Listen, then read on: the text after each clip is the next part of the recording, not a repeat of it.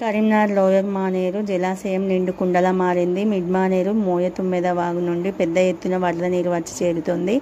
24 టీఎంసీల సామర్థ్యం గల లోయర్ మానేరులో 23 టీఎంసీలకు నీటిని నిల్వకు చేరడంతో 2 గేట్లను ఓపెన్ చేశారు. Manakondur MLA Kavvampalli Satyanarayana, SUDA chairman Narender Reddy, collector Pamela Satpathy, CP Ghouse Alam switch on చేసి నీటిని దిగువకు విడుదల చేశారు.